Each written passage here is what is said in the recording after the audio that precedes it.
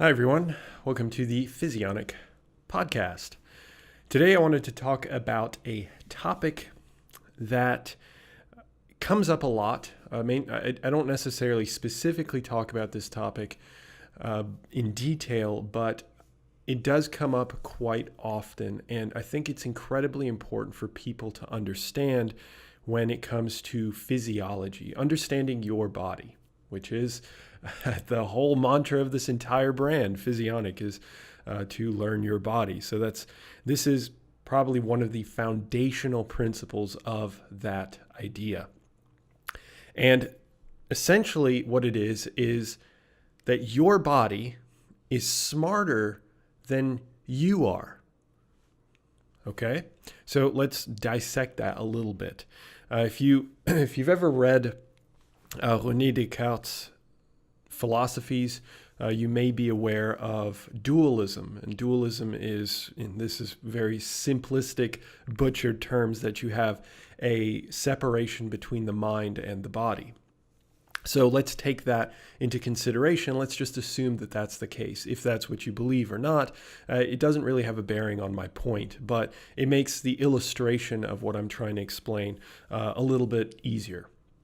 So the mind is you. It's the conscious you. It's what you're thinking about when you're thinking about all these different things that you're doing for your body to make it healthier.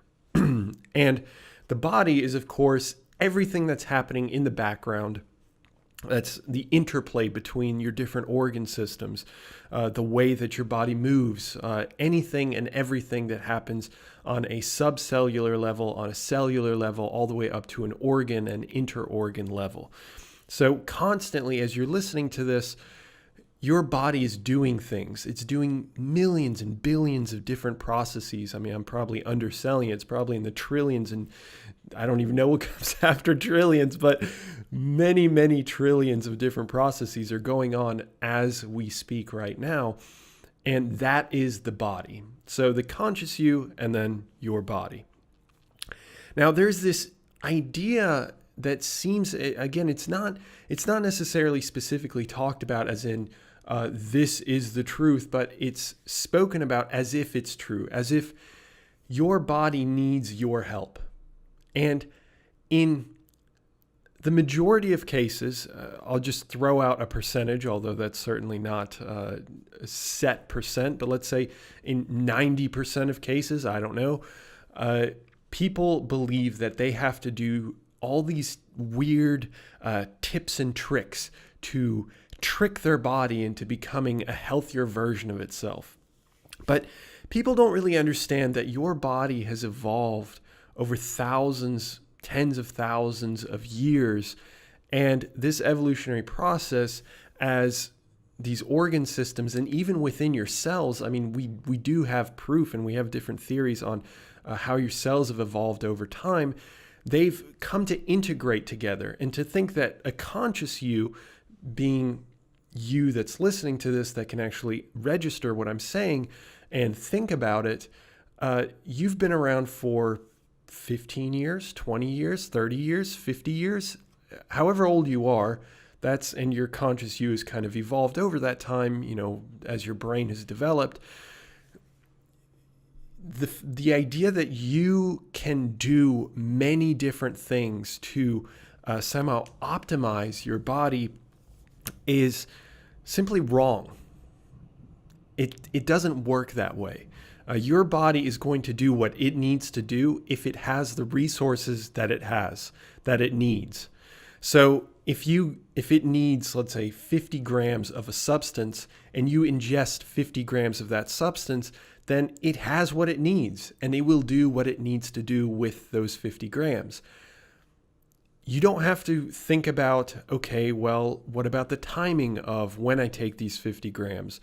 You don't necessarily have to think about what's the purest quality of those 50 grams. I mean, some of that stuff can have a negligible impact, but in the grand scheme of just your general health and really performance as well, unless you're that top tier athlete that's really trying to push science and our understanding just that 1% better or that 3% better, it's not going to make a difference. And the reason is again because your conscious you, you may be the brightest human being on planet Earth, but that pales in comparison to the synchronicity and the incredible complexity and the integration that your cells have with one another.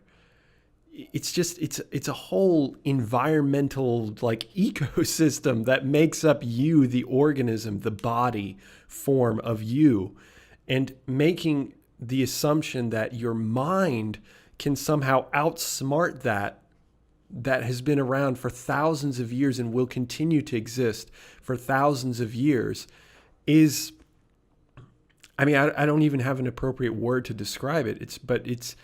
It's a little laughable to think that you could have a significant impact if you are a healthy individual. So things like needing to regulate your own blood glucose levels, that's insane. It doesn't work that way. If you are healthy, and of course there are exceptions, this is not in pathological conditions, and you'll hear me say that from time to time, that when your body does have dysfunction, then you do need to use the conscious you and think about, okay, well, how can I help it to get it out of a pathological condition? But if you are just, slightly overweight, for example, and your doctor says, maybe you're getting close to pre-diabetic, or maybe you're pre-diabetic, maybe you need to make a few adjustments here and there, but your body is going to do whatever it needs to lower your blood glucose levels back down to normal. And if you're not pre-diabetic, if you're completely healthy, you go to the doctor's office and they say, yeah, you're slightly overweight, sure, but your blood glucose levels are perfectly fine. Your doctor might say, maybe you want to lose a little bit of weight, but in terms of your biomedical markers, everything seems to be in order, which is a great sign. So you don't have to suddenly think, okay, well, I'm going to hop on the ketogenic diet, or I'm going to do this fancy, crazy tips and tricks, all these, 10 different ways of eating, just because you want to lower or you want to help regulate your blood glucose levels. Your body, if it could laugh, it would laugh at you. Because whatever you put in your mouth, it just takes it up and it essentially just biochemically decides where things are going to go, regardless of what you do. You, the conscious you, don't have much choice on what's going to happen in your body. You can decide what goes into your body, but once it gets into your intestinal tract and gets into your bloodstream and stuff, it's beyond your powers.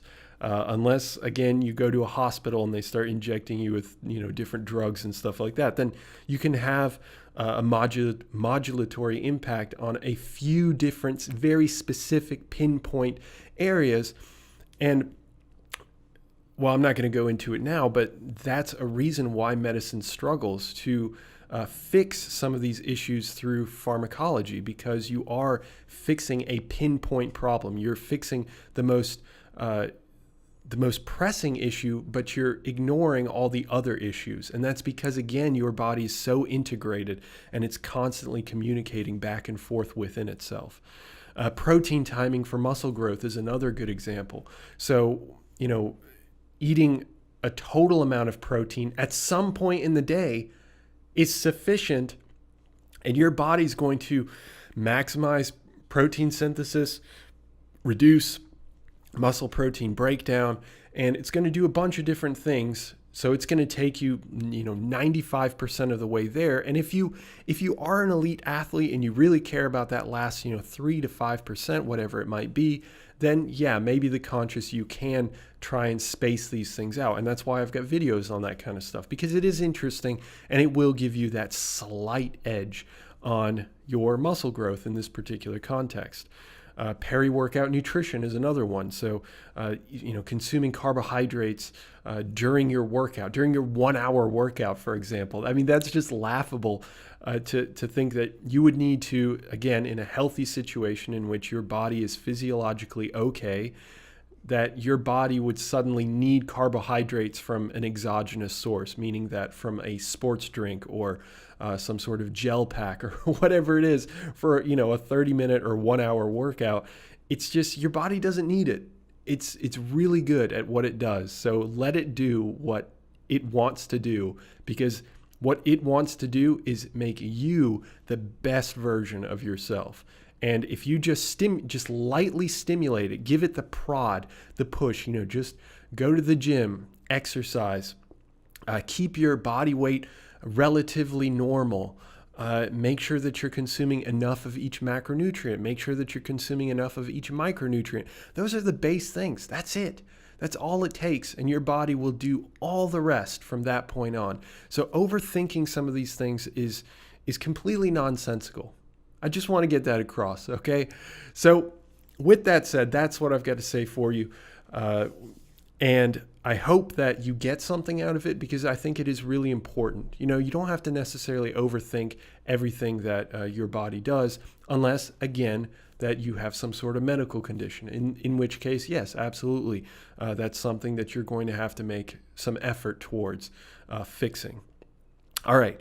With that said, I hope that this podcast episode was informative for you. And if you haven't rated the podcast, I would certainly appreciate it if you did that. And if you have any comments, anything that you want to add, or anything that you disagree with, I would certainly be open to hearing your perspective, and you can comment on whatever platform you're listening to this. All right. I will hopefully have the pleasure of speaking with you in the next one. Have a good one, guys. Bye.